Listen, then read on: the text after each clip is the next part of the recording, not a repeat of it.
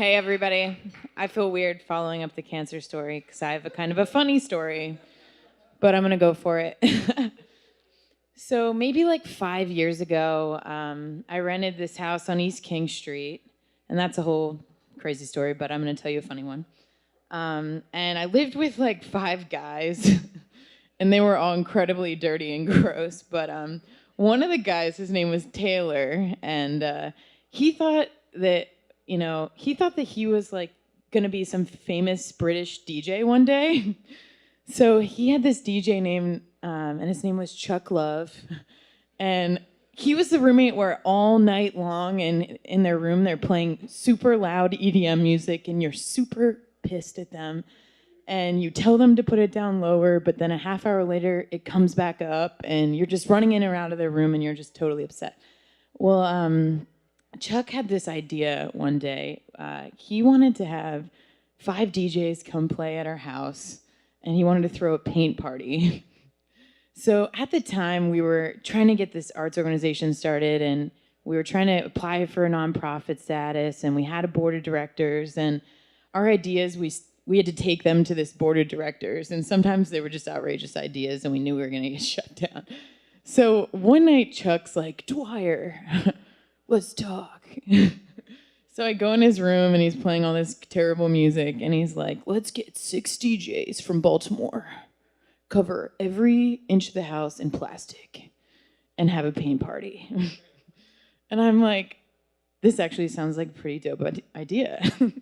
I'm way into this, dude. So I go and I take it to my board of directors, and they're not into it at all.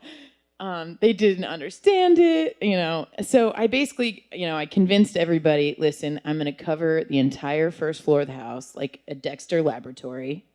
And I'm going to get my friend Tony and Steve Mansberger, and we're going to build canvases, and we're going to put them on top of the plastic sheets everywhere. And everything's going to be okay. Like, just let us do this, okay?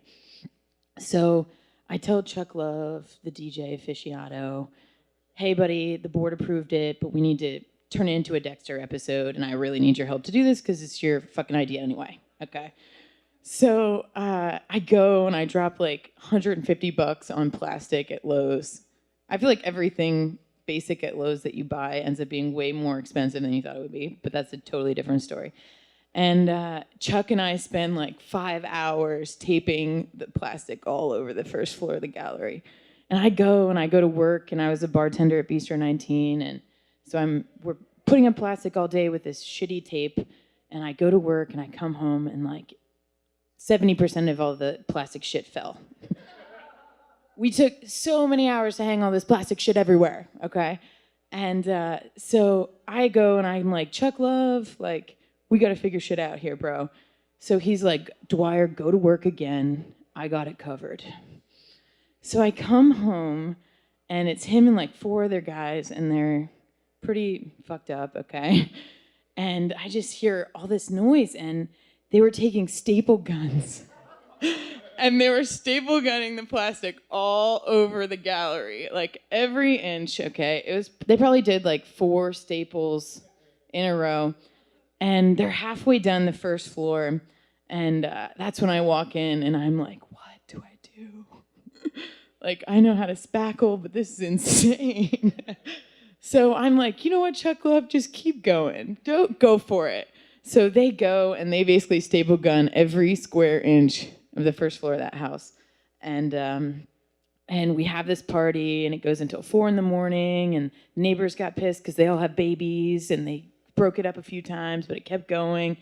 And paint's flying everywhere, and it's awesome.